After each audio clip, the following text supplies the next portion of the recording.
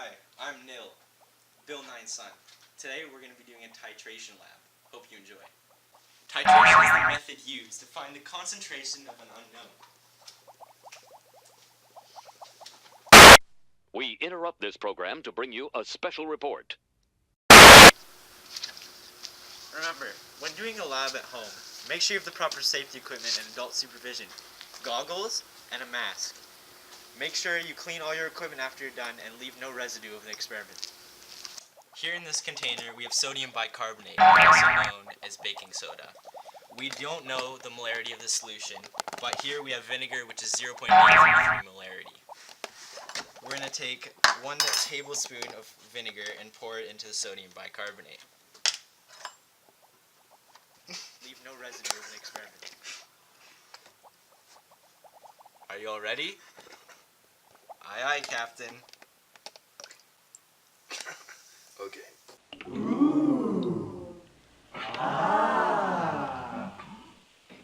You can see it. You can see the reaction because of the bubbles that showed up in the solution. It was incredible. What you just witnessed was, in fact, not really a titration. It was more of an acid-base neutralization. However, acid-base neutralizations are the first step in understanding titrations. What Nil is missing in his experiment is, of course, proper equipment, and also the exact volumes of his solutions, and you'll see why soon. One example of a titration lab is to titrate a hydrochloric acid solution in an unknown concentration of standardized sodium hydroxide. The steps for this lab are as followed. First, acquire all of your safety equipment, and then obtain HCl solution with an unknown concentration and a standardized sodium hydroxide solution. Put a known volume of HCl into a flask and add an indicator.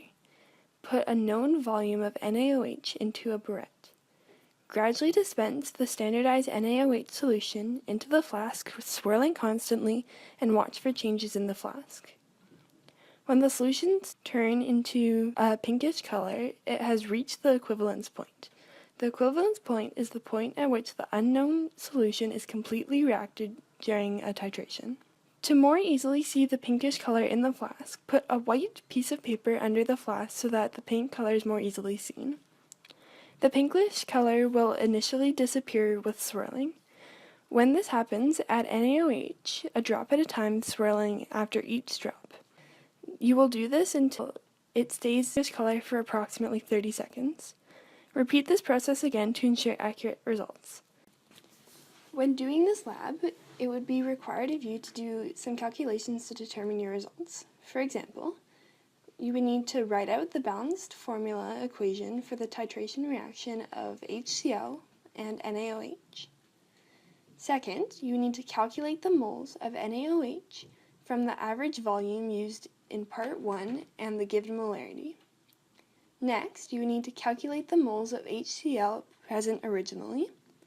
And finally, you would need to calculate the molarity of the HCl solution. Some people may think that titration is only used for experiments at school, but they are wrong. Titration is used in medicine to find the unknown concentrations of medications and chemicals in blood and urine samples. Doctors can then alter dosages to produce the desired results. Titration is also used with foods to determine amounts of fat, water, and vitamins within the food. More specifically, it is used for cheese and wine to determine if they are ready for consumption.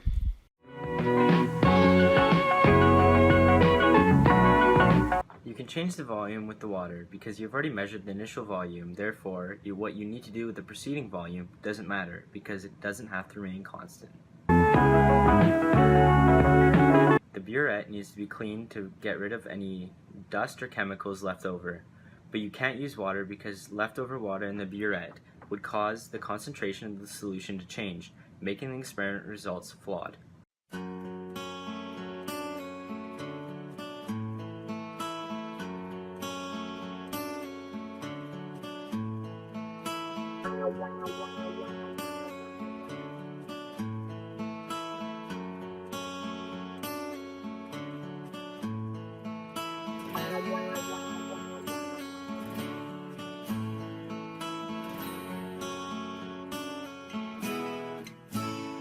This is titration at base neutralization.